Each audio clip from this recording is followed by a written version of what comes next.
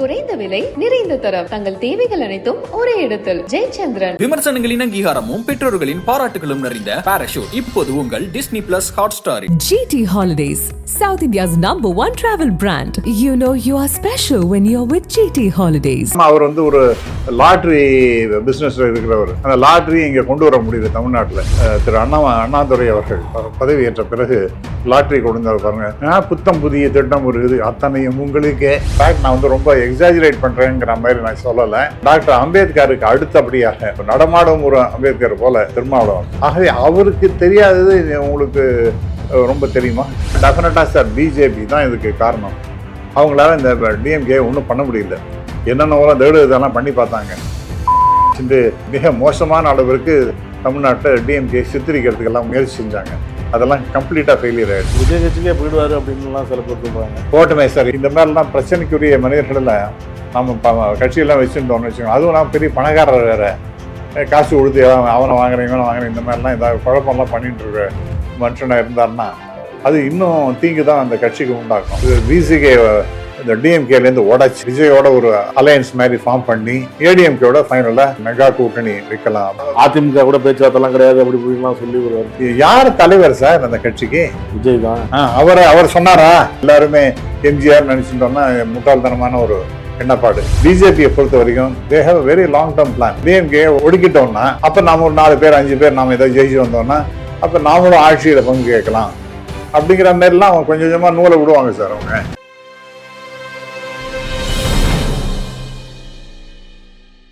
நக்கீரன் நேயர்களுக்கு வணக்கம். இன்று நம்முடன் கருத்துக்களை பகிர்ந்து கொள்ள இணைந்திருக்கிறார் அரசியல் விமர்சகர், கல்வியாளர், முனைவர் ராமசுப்ரமணியம் அவர்கள். வணக்கம் சார். வணக்கம் மிஸ்டர் ராஜ்வேல். ஆட்சியிலும் பங்கு அதிகாரத்திலும் பங்கு அப்படின்னு ஏற்கனவே பேசிட்டு இருந்தார் ஆதவ் அர்ஜுன், விடுதலை சிறுத்தைகளின் துணை பொதுச் செயலாளர். அவர் பேசிகிட்டு இருக்கும்போது அப்போலே கொஞ்சம் சலசலப்பெலாம் வந்துச்சு. இதை பற்றி உங்கள்கிட்ட அப்போ கேட்கும்பொழுது இந்த மாதிரி பேசிகிட்டு இருந்தால் நீக்கிடுவாங்க, அந்த மாதிரி ஏதாவது நடவடிக்கை எடுக்கிற மாதிரி கண்டிப்பாக வரும் அப்படின்னு ஏற்கனவே நம்மகிட்டே சொன்னீங்க, பேசிட்டு. இப்போ இந்த விஜய் நிகழ்ச்சியில் பேசுனது பெரிய விவாதமாகி 6 மாதம் சஸ்பெண்ட் செய்யப்பட்டிருக்கிறார். இது எப்படி பார்க்குறீங்க? எதிர்பார்த்தான் சார். அது வினை விதைத்தவன் வினை இருப்பான், திணை விதைத்தவன் திணை இருப்பான் அப்படின்னு சொல்லுவாங்க. ஒரு வினையை விதைச்சிருக்காரு. ஒரு கட்சின்னு இருந்ததுன்னா அதுக்கு ஒரு கட்டுப்பாடு, அதுக்குன்னு ஒரு கண்ணியங்கமெல்லாம் இருக்குது. அதெல்லாம் ஒரு பொது, அதாவது உங்களுக்கு ஒரு பொசிஷன் கொடுத்துருக்காங்க அப்படின்னு சொன்னால் வெளியில் பேசும்பொழுது நீங்கள் தனிப்பட்ட முறையில் கருத்தை சொல்கிறேன்னா கூட அந்த பொதுமக்கள் என்ன நினைப்பாங்க, உங்களுக்கு என்ன போஸ்ட் இருக்குது, அப்போ அந்த கட்சியினுடைய கருத்தாகத்தான் உங்களுடைய தனிப்பட்ட கருத்து கூட அமையும், அப்படி தான் நினைப்பாங்க. அப்படி இல்லாமல் இவர் மனசில் பட்டதை பேசுகிறேன் அப்படிங்கிறது இது, அது மனசில் பட்டது மட்டும் இல்லை, அவர் ரொம்ப தெளிவாகவே இருக்கார். அவர் ரொம்ப தெளிவாகவே இருக்கார். அது இந்த கடுமையாக திராவிட முன்னேற்ற கழகத்தை சாடுகின்றது அவருக்கு வேலையாக போச்சு. அவருக்கு அதில் சில ஏதோ பர்சனல் ரீசன்ஸாக இருக்கும்னு நான் நினைக்கிறேன். பர்சனலாக நான் என்ன ஃபீல் பண்ணுறேன்னா, பொது தொகுதி ஒன்று கேட்டாங்க போன்றவங்களுக்கே தெரியும். நாடாளுமன்றத்தில் 2+1 2 ரிசர்வ்டு கான்ஸ்டிடுவன்சியும் ஒரு பொது தொகுதியும் எங்களுக்கு வேணும்னு ரொம்ப அழுத்தமாக கேட்டாங்க. அந்த பொது தொகுதி யாருக்குன்னா இந்த அர்ஜுன் அவருக்காக. பட் திராவிட முன்னேற்ற கழகத்தால் அப்போ அக்காமடேட் பண்ண முடியல. அவ்வளோ கட்சிகள் இருக்காங்க, எல்லாரையும் சாட்டிஸ்ஃபை பண்ணும்போது 2க்கு மேலே முடியாதுன்னு சொல்லிட்டு சொன்னால் அதை வந்து கிரேஸ்ஃபுல்லாக திருமாவளவன் அவர்கள் அக்செப்ட் பண்ணிட்டார். என்ன முடியுமோ அதை அவருக்கு அழகாக தான் செய்கிறார் முதல்வர், அது திரு ஸ்டாலின் அவர்கள் as a chief of the party. என்ன முடியுமோ அதை அவர் செய்கின்றார் அப்படிங்கிறது அந்த எண்ணத்தை நன்னா புரிஞ்சுட்டு அதை அக்செப்ட் பண்ணிட்டார். ஆனால் இவருக்கு அந்த காண்டு, தனக்கு அந்த எம்பி பதவி கிடைக்கலையே அப்படிங்கிறது, அதுதான் நான் என்னுடைய அசம்ஷனாக இருக்குது. அதோடு இல்லாமல் அவர் வந்து ஒரு லாட்ரி பிஸ்னஸில் இருக்கிறவர். அந்த லாட்ரி இங்கே கொண்டு வர முடியல தமிழ்நாட்டில். ஏன்னா ஏற்கனவே நமக்கு மதுவையே எடுக்கணும், இங்கே படுகோபத்தில் மக்கள்லாம் இருக்காங்க.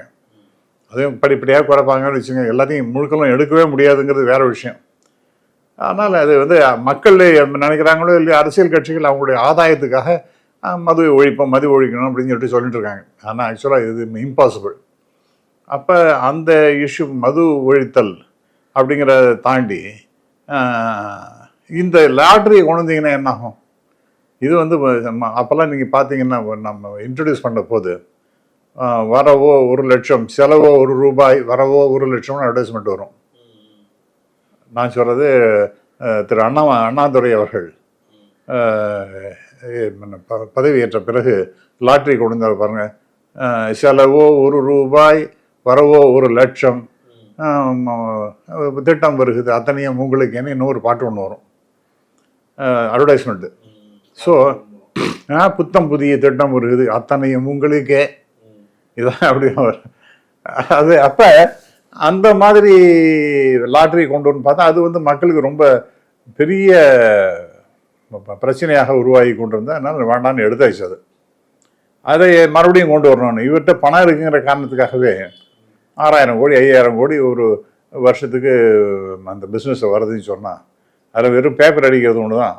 அப்போ அதில் என்ன உங்களுக்கு லாபம் கிடைக்கும்? இப்போ கண்ணாபண்ணான்னு கிடைக்கும். ஆகவே அதை கொண்டு வந்துடணுங்கிறதுக்காக மிக கடுமையாக முயற்சியாக அதுவும் நடக்கலை. டொனேஷன் இங்கே கொடுத்து பார்த்தார், டெல்லியில் பிஜேபி கொடுத்து பார்த்தார், ஒன்றும் நடக்கலை. அட்லீஸ்ட் எம்பியாவது ஆயிடலாம் அப்படின்னு பார்த்தா அதுக்கும் வாய்ப்பு இல்லை. அதனால் படு கோபத்தோடு இன்றைக்கி திராவிட முன்னேற்ற இவருக்கு வேற ஒன்றும் கிடையாது, அவருக்கு வேற ரீசன் எதுவும் கிடையாது. எனக்கு நான் எதிர்பார்த்தேன் அந்த லாட்ரி பிஸ்னஸையும் கொண்டு வர முடியல, அதே போல் எம்பியாகவும் ஆக முடியல. ஒடுக்கப்பட்ட மக்களுக்கு அதிகாரம் கிடைக்கணும் அப்படின்லாம் பேசுறாரு. அதுக்காக தான் நான் பேசுறேன், அதை பத்தி தொடர்ந்து பேசுவேன். கரெக்ட். நான் என்ன ஒன்னே பிறக்கும் போதே முதல்வராக பிறக்கிறாங்க, மன்னர் பரம்பரையா இருக்கு, மன்னர் ஆட்சியா இருக்கு, இதெல்லாம் சொல்றாரு. அப்ப வந்து ஒடுக்கப்பட்ட மக்களுக்காக என்னுடைய குரல் எது அப்படின்னு அங்க விசிகாவில் இருக்கிற தொண்டர்களுடைய அவங்களுக்கு தெரியும் என்னுடைய குரல் என்னன்னு. தொடர்ந்து இதுக்காக நான் குரல் கொடுத்துட்டு தான் இருப்பேன் அப்படின்லாம் சொல்றாரு. திருமாவளவன் தன்னுடைய வாழ்க்கையை தியாகம் பண்ணவர் சார். அவருக்கு கல்யாணம் உண்டா? Still he is a bachelor இல்லையா? ஒரு கட்சி, பொதுநலம், ஒடுக்கப்பட்ட மக்கள், தாழ்த்தப்பட்ட மக்கள், இவங்களுக்கு எப்படியெல்லாம் உதவி செய்யணும் அப்படிங்கிற ஒரே எண்ணப்பாட்டோட அவர் வேலை செஞ்சுட்டு இருக்கார். அவர் வேற எதுவும் திங்கிங்கே கிடையாது. தாட் ப்ராசஸ்ங்கிறது எப்படி அவங்களுக்கு ஒத்தாசி செய்யறது, எப்படி அவங்கள மேலே தூக்கி விடுறதுன்னு. இன்ஃபேக்ட் நான் வந்து ரொம்ப எக்ஸாஜரேட் பண்ணுறேங்கிற மாதிரி நான் சொல்லலை. டாக்டர் அம்பேத்கருக்கு அடுத்தபடியாக அகில இந்திய அளவில் ஒரு மிகப்பெரிய விசாலமான பார்வையோட ஒடுக்கப்பட்ட மக்கள், தாழ்த்தப்பட்ட மக்களை மிகப்பெரிய அளவில் தூக்கி விடணும் அப்படிங்கிற கடுமையான முயற்சியில் ஈடுபட்டு கொண்டிருக்கின்ற, அதாவது கிட்டத்தட்ட டாக்டர் நடமாடும் ஒரு அம்பேத்கர் போல செயல்பட்டு கொண்டிருக்கின்றவர் யாருன்னு பார்த்தீங்கன்னா நம்ம திருமாவளவன் தான். அவர் படிப்புக்கு எந்த குறையும் கிடையாது, அவரும் டாக்டரேட் வாங்கியிருக்கார், அவரும் சட்டம் படித்திருக்கின்றார். எப்போ பார்த்தாலும் அவருக்கு 24 மணி நேரமும் இதே எண்ணப்பாடு தான், ஒரு குடும்பம் கிடையாது. ஆகவே அவருக்கு தெரியாதது உங்களுக்கு ரொம்ப தெரியுமா? அவருக்கு எப்படி அந்த தாழ்த்தப்பட்ட மக்களை தூக்கி மேலே வைக்கணும் அப்படிங்கிற மாதிரி அவருக்கு இல்லாத ஒரு அக்கறை, அவருக்கு இல்லாத ஒரு தீர்க்கமான சிந்தனை உங்களுக்கு வந்து கொடுத்தான்னு நான் கேட்கின்றேன். அப்படிலாம் இல்லையே. ஆகவே நீங்கள் திருமாவளவனுடைய அந்த ஒரே எண்ணப்பாடு, அந்த அவங்க தாழ்த்தப்பட்ட மக்களை எப்படி தூக்கி விடுறதுங்கிறதுக்காக, பட் அதற்காக மற்ற இனத்தவர்களையும் அவர் ஒன்றும் இடித்தோ பழித்தோ பேசுறது அதெல்லாம் கிடையாது. Highly dignified person, is highly principled person also. அப்படிப்பட்டவருக்கு இவர் ஒன்றும் அறிவுரை சொல்லணும்னு அவசியம் கிடையாது. மன்னராட்சின்னா என்ன சார் அர்த்தம்? நான் கேட்குறேன். மன்னராட்சின்னு எங்கே மன்னராட்சின்னா அடிப்படையாக நிறைய பேர் இப்போ டிவி டிபேட், நானும் இதை பற்றி நான் நிறையா பேசிட்டேன், டிவி டிபேட் பேசியாச்சு. மன்னராட்சி எங்கே சார் இருக்குது? ஜனநாயக முறைப்படி குடியரசு ஆட்சி தானே சார் இருக்குது. மக்களால் தேர்ந்தெடுக்கப்பட்ட பிரதிநிதிகள் அவர்களை கொண்டு ஆட்சி நடத்துகின்ற ஒரு ஆட்சி தானே இங்கே இருக்குது. இங்கே ஏது மன்னர் வந்தார், ஏங்கிற மன்னர் இருந்தார், அவருக்கு பதிலாக பிங்கிற அவருடைய பையன் வந்தார், அல்லது அதற்கு பிறகு அவர் சிங்கிற பேரன் வந்தார், இப்படி ஏதாவது சொல்கிறோமான்னு முடியுமா? அது is it possible in Indian system, political system? Constitution அதை பர்மிட் பண்ணுறதா என்ன?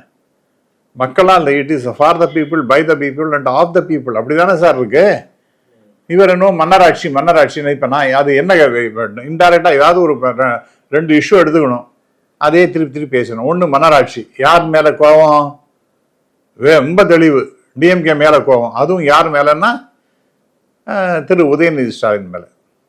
உதயநிதி ஸ்டாலின் வந்து என்ன திடீர்னு அங்கே வந்துட்டாரா சார்?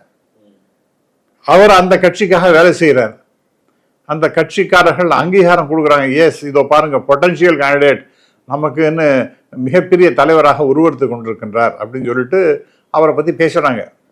உண்டா இல்லையா? அவங்க தானே சார் இவரையும் நாமினேட் பண்ணணும்னு கேட்டுட்டாங்க. அவர் எம்எல்ஏ நாமினேட் மக்கள் ரிஜெக்ட் பண்ணியிருந்தாங்கன்னா அவர் எம்எல்ஏ கிடையாதுன்னா அவர் வந்து மினிஸ்டராவோ வேற ஏதாவது ஆகிருக்க முடியுமா? டெப்டி சீஃப் மினிஸ்டர் ஆகி இருக்க முடியுமா? இம்பாசிபிள். ஆகவே இவருக்கு அந்த திரு உதயநிதி ஸ்டாலினை தூக்கி விட்டுட்டாங்க, டெப்டி சீஃப் மினிஸ்டராக ஆகிட்டாங்க, அதனால மன்னராட்சி. அபத்தமான பேச்சு. நிறைய டிவி டிபேட்ஸ் நண்பரெல்லாம் பேசும்போது சொல்றது என்னன்னா, மன்னர் மானியம்னு ஒன்று இருந்தது, உங்களுக்கு ஞாபகம் இருக்குண்ணா, பிரைவி பர்சஸ் அபாலிஷன் அப்படின்னு. அந்த மன்னர் மானியத்தெல்லாம் ஒழிச்சு கட்டினது யாருன்னா இந்திரா காந்தி, ரைட்டா? அதை வந்து சட்டப்படி சரியா உண்டா இல்லையான்னு எல்லாம் கோர்ட்டு சுப்ரீம் கோர்ட் போச்சு. சுப்ரீம் கோர்ட்டில் எஸ் மன்னர் மானியத்தை ரத்து செஞ்சது. அந்த மானியத்தை கூட ரத்து பண்ணிட்டாங்க. மன்னரும் கிடையாது, மன்னருக்கு கொடுத்த மானியமும் கிடையாதுன்னு ஆயிடுது. அப்படி இருக்கும்போது மன்னராட்சின்னு சொன்னால் என்ன அர்த்தம்? மன்னராட்சின்னா என்ன சார் அர்த்தம்? இதே தான் இவரம் பேசின உட்காந்துருக்கார் அந்த விஜயம் வாரிசு அரசியல். அவர் தான், அவருக்கெல்லாம் ஒன்றும் அரசியலும் தெரியாது, ஒன்றும் தெரியாது. 200 மைனஸ் ஆகும். அப்படிதான் மைனஸ் ஆகுமா? அடேங்கப்பா, என்னது மைனஸ்? என்ன ஆளுடன் சொல்றாரு அவர்? என்ன sir, one swallow does not make a summer அப்படிம்பாங்க சார்.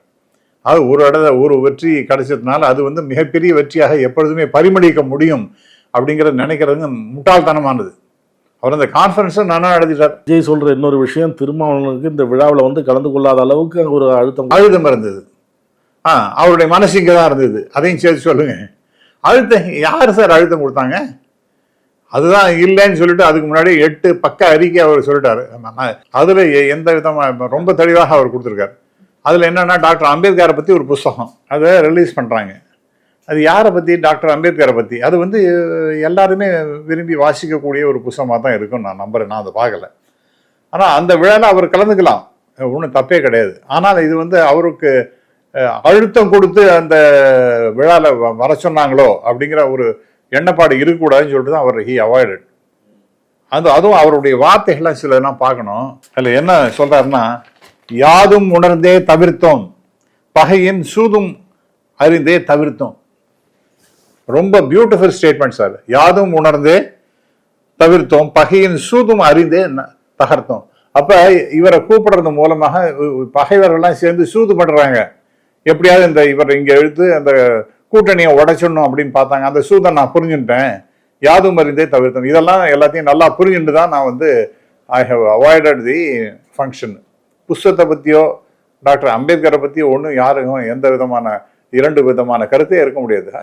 டாலஸ்ட் ஃபிகர், அதெல்லாம் இவர் முடியாதுன்னு நான் சொல்ல போறார். ஆனால் இதை காரணம் காட்டி அந்த கூட்டணியை உடைச்சிடணும் அப்படிங்கிற மாதிரி ஒரு முயற்சி எடுத்தாங்க பாருங்க, அதுதான் முடியாது, அது ஏற்க இயலாது அப்படிங்கிற அதனுடைய சூட்சுமத்தை சூழ்ச்சியை புரிந்து கொண்டு நான் தவிர்த்தேன். விஜயோட பேச்சோ அதோடைய பேச்சோ யாரோ கொடுத்த அஜெண்டா தான் அப்படி பேசுறாங்க அப்படின்னு ஒரு வாதம் நான் சொல்றேன் சார். யாரோலாம் சொல்லலை சார். இது வந்து டெஃபினட்டா பிஜேபியினுடைய கைவண்ணம் தான் அது. அதோடைய பேச்சும் ஆமாம், அவராக இருக்கட்டும் அல்லது விஜய்ங்கிற ஒரு மனுஷன் திடீர்னு அரசியலில் குதிக்கிறேங்கிறது இதெல்லாம் வந்து பிஜேபியினுடைய கைவண்ணம். அவங்களால ஒன்றும் பண்ண முடியல. திராவிட முன்னேற்ற கழக ஆட்சி வந்த பிறகு மக்களுக்கு எத்தனை சேவைகள் செய்து கொண்டிருக்கின்றார்கள், அதெல்லாம் ஒரு கண்ணில் ஒன்றுமே படலையா? அதற்கு ஆல்டர்னேட்டிவாக நான் வரேன் அப்படிங்கிற மாதிரி இவர் சொல்கிறாரு. அதை யார் பண்ணுறாங்கன்னா டெஃபினட்டாக சார் பிஜேபி தான் இதுக்கு காரணம். அவங்களால இந்த டிஎம்கே ஒன்றும் பண்ண முடியல. என்னென்ன இதெல்லாம் பண்ணி பார்த்தாங்க. இங்கே வந்து ஒரு மிக மோசமான அளவிற்கு தமிழ்நாட்டில் டிஎம்கே சித்தரிக்கிறதுக்கெல்லாம் முயற்சி செஞ்சாங்க. அதெல்லாம் கம்ப்ளீட்டாக ஃபெயிலியர் ஆகிடுது. இன்னும் சில பேர்லாம் கூப்பிட்டு சேர்த்துட்டு என்னென்ன செய்யலாம், இந்த என்னென்ன டேமேஜெல்லாம் பண்ண முடியும், ஒரு ஊழல் குற்றச்சாட்டு 1, 2 அப்படிங்கிற மாதிரிலாம் அவங்கெல்லாம் பண்ணாங்க. எதுவும் மக்கள்கிட்ட எடுபடவே இல்லை. 40 அடிச்சிட்டாங்க. அப்போ அவங்களுக்கு புரியுறது மக்களுடைய சக்திங்கிறது டிஎம்கே கிட்ட தான் நிற்கிறது. ஆகவே அதனால் இது வந்து பிஜேபியோட கைவண்ணம் சார். 40-40ங்கிறதெல்லாம் எதுவுமெல்லாம் பண்ணி பார்த்தாங்க. எதுவும் இங்கே அவங்களுடைய எஃபர்ட் எல்லாமே ஃபெயிலியர் ஆகிடுது. அதன் காரணமாக யாரோ ஒரு ஃபினாமினன் உருவாக்கி, விஜய்ங்கிற ஒருத்தரை உருவாக்கி அவர் மூலமாக டிஎம்கே வீக்கன் பண்ணணும் அப்படிங்கிறதுக்காக கடுமையாக முயற்சி. அவங்க அதே வேலை அவங்களுக்கு எல்லா இடத்துலையும் எல்லா மாநிலத்திலையும் இதுதானே பண்ணிட்டு இருக்காங்க. அதே மாதிரி இங்கே முயற்சி பாருங்க, கிட்டத்தட்ட சிவசேனா ஒழிச்சுக்கிட்டாங்க. அவ்வளோ நாள் அவங்க சிவசேனாவோட தன்னுடைய சின்ன பார்ட்னர் வந்து இப்போ சிவசேனாவே ஒழிச்சு கட்டுற மாதிரி பண்ணிட்டாங்க. ஹரியானாலையும் அப்படி தான். அது மாதிரி அவங்களுடைய ஸ்ட்ராட்டஜியே அதுதான், ரொம்ப தெளிவான ஸ்ட்ராட்டஜி. அதனால் இங்கே தமிழ்நாட்டில் இப்படிலாம் பண்ணணும், விஜய்ங்கிற ஒருத்தரை வச்சுட்டு டிஎம்கே கவுத்துடலாமா அப்படின்னு பார்க்குறாங்க. அது that is not going to happen at all. That is not going to happen. So அதனால் இந்த விஜயாக இருக்கட்டும் அல்லது ஆதவ் அர்ஜுனா ரெட்டியாக இருக்கட்டும், எல்லாரும் எங்கே இதுக்கெல்லாம் இவங்களெல்லாம் ஆட்டி வைக்கிறது யாருன்னு பார்த்தீங்கன்னா பிஜேபியாகத்தான் இருக்குன்னு நான் உறுதியாக நம்புகிறேன். யாதும் அறிந்து தான் இந்த நிகழ்ச்சியை நான் வந்து போகலன்னு சொன்னார். 8 பக்கம் அறிக்கையை கொடுத்தாரு. ஆமாம், எல்லா சூழ்ச்சியும் எனக்கு தெரியும் அப்படின்னு சொல்லி 8 பக்கம் அறிக்கையை கொடுத்தாரு திருமாவளவன் சொன்னாருன்னு சொல்கிறீங்க. இப்போ ஆதவ் இயக்கிறதும் பிஜேபி தான் அப்படின்னு சொல்கிறீங்க. இது வந்து அவர் கணிச்சிருக்க மாட்டாரா? அதுதான் அவரை கணிச்சு தான் போகலை. கணிச்சு போகலங்கிறது அந்த விழா துணை பொதுச் செயலாளராக இருந்தார்ல ஆதவ். ஏன்னா இப்போ அவர் சஸ்பெண்ட் செய்யப்பட்டார். அதுக்கப்புறமும் அதே மாதிரி தானே ஸ்டாண்டு. அவர் வெளியில போயாச்சு சார். வெளியில போன பிறகு அவர் எதை வேணாலும் பேசலாம். சஸ்பெண்ட் தானே செய்யப்பட்டிருக்காரு, நீக்கல சார். சஸ்பெண்டா இருக்கட்டும் அல்லது எக்ஸ்பெல்டா இருக்கட்டும், it makes no difference. Suspend பண்ணியாச்சுன்னா I think it is as good as expulsion. அதனால வெளியில போன அப்புறம் அவர் இஷ்டத்துக்கு பேசத்தான் செய்வார். அவரை அப்புறம் ஒன்றும் தடை பண்ண முடியாது. இப்போ வேற என்ன செஞ்சிட முடியும்? சஸ்பெண்ட் பண்ணிருக்கும் போது அவர் வந்து he is not an active man in the party. அந்த பார்ட்டியோட கருத்துக்களை சொல்லணும்னு அவசியமும் கிடையாது. ஆகவே அது அவரை பொறுத்த வரைக்கும் அவர் he is now an independent person. அதனால அவர் தன்னுடைய கருத்தை இஷ்டத்துக்கு பேசிட்டு இருக்கார். நீங்கள் முன்னாடி ஒன்று கேட்டீங்க, ஏன் அவர் போனார் ஃபங்க்ஷனுக்குன்னு. ஃபங்க்ஷனுக்கு போகிறது ஒன்றும் தப்பு கிடையாது. புத்தகத்தை எழுதினவர் அவர் தானே. எனக்கு என்ன ஒரு சந்தேகமாக இருக்குன்னா, இன்க்ளூடிங் இவங்க கூட அந்த ஃபங்க்ஷனே கம்ப்ளீட்டாக பொலிட்டிக்கலாகவே இருந்தது சார். பொலிட்டிக்கலாக right from the beginning it was only political. Vikatan குரூப்பே அது மாதிரி தான் விரும்பி ஏதோ ஆர்கனைஸ் பண்ணியிருக்காங்களோ நான் நம்புகின்றேன். அது சஸ்பிஷியஸாக இருக்குது. அதில் என்னத்தை பேசுகிறேன், புத்தகத்தை பற்றி எதாவது பேசுகிறாங்களா சார்? இந்த புத்தகத்தை இந்த பேஜில் இது பிரமாதமாக இருக்குது. அது விஜய் மட்டும் ஏதாவது சொன்னார். என்னது சொன்னார்? கேஷுவலாக பேசின பேச்சு சார். அது புத்தகத்தில் இருக்கிறத பற்றி எல்லாம் பேசலை. இப்போ நான் வந்து நிறைய புத்தகங்கள்லாம் இருக்கேன். அதுக்கு அந்த புத்தக வெளியீட்டுடைய விழான்னு வந்துன்னா யாரை கூப்பிட்றோமோ அவங்க அதெல்லாம் என்னென்ன இருக்குது அப்படிங்கிறத பற்றி ஹைலைட் பண்ணி பேசுவாங்க. நானே சில நூல் வெளியீட்டு விழாவுக்கு போயிருக்கேன். அதில் இந்த நூல்கள்லாம் என்ன எப்படி இருக்குது, எந்த விதத்தில் சிறப்பாக இருக்குது, அதில் என்னென்ன ஹைலைட்ஸ் அப்படிங்கிறதெல்லாம் பற்றி எடுத்து தான் பேசுவேன். இது மாதிரி தான் இருக்கும். எல்லாரும் அப்படி தான் பண்ணுவேன். இதில் வேற அவுட் அண்ட் அவுட் ஆரம்பத்தையும் கடைசி வரைக்கும் ஒரே அரசியல் தான். இவரை தான் பேசுகிறாரு, ஆதவ் அர்ஜுனாவும் அதை தான் பேசுகிறாரு.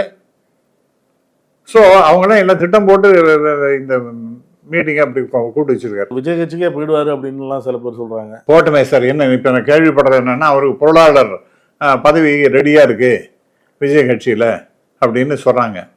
போட்டுமே. ஐ திங்க் இப்போ இங்கே இருந்துட்டு ஒரு கட்சிக்கு குந்தகமாக செயல்படுறதை விட்டுட்டு நீங்கள் பாட்டு இஷ்டத்துக்கு உங்களுக்கு என்ன வேணுமோ அதை போய் பாருங்கள். நீங்கள் ஐ திங்க் விஜய் கட்சியில் அவரை எடுத்துப்பாங்க நான் நம்புகிறேன். அதுவும் நல்ல பொறுப்பு கொடுப்பாங்க, பொருளாளர் பொறுப்பு கொடுப்பாங்கன்னு கேள்விப்படுகின்றேன்.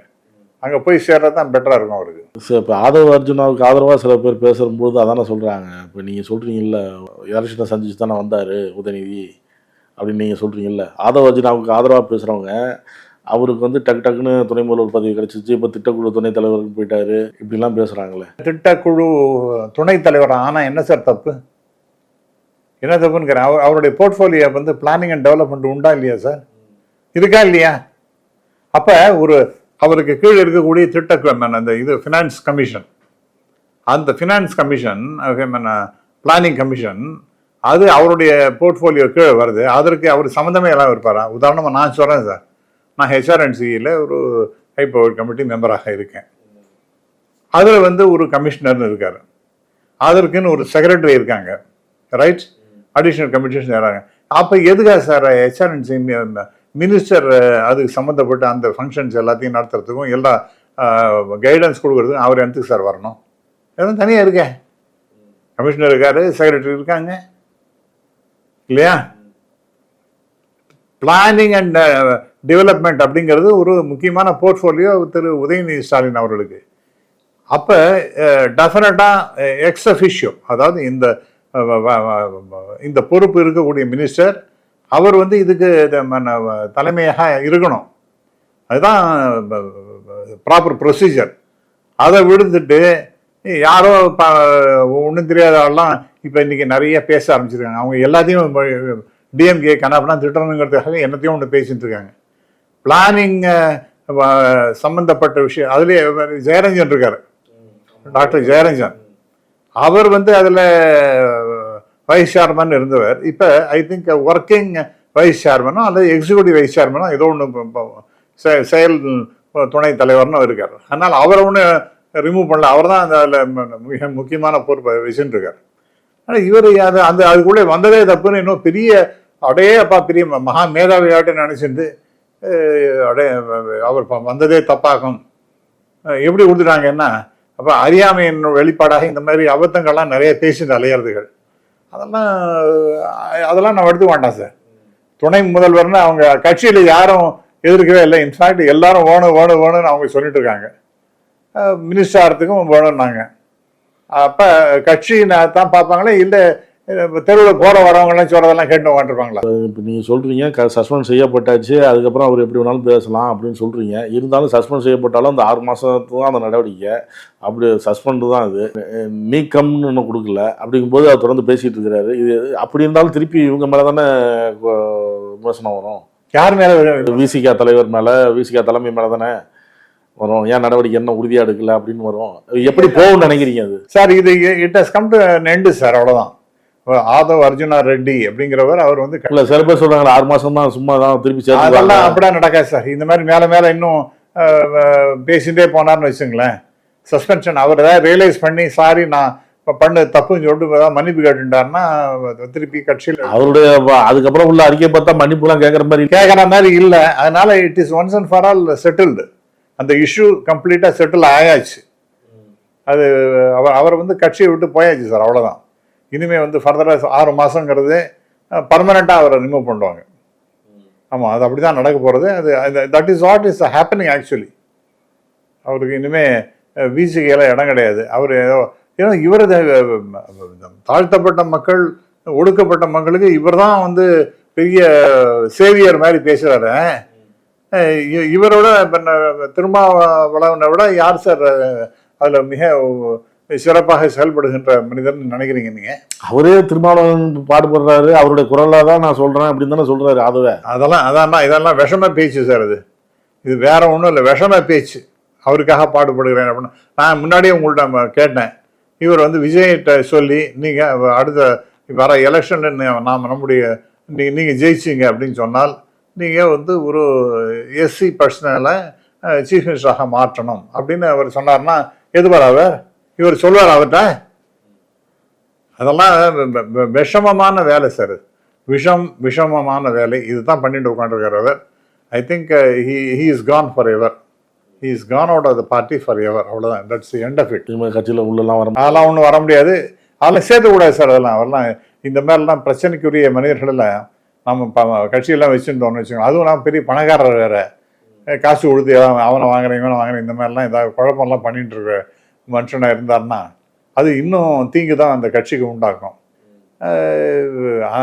தாழ்த்தப்பட்ட மக்கள், ஒடுக்கப்பட்ட மக்கள், அவங்களெல்லாம் திருமாவை விட ஒரு பெரிய தலைவர் யாரும் இருக்க முடியாது. அவங்களுடைய நலனை வந்து பேணி பாதுகாக்கிறதுல திருமாவுக்கு ஈக்குவலண்ட்டாக ஒருத்தரும் யாரும் இருக்க முடியாது.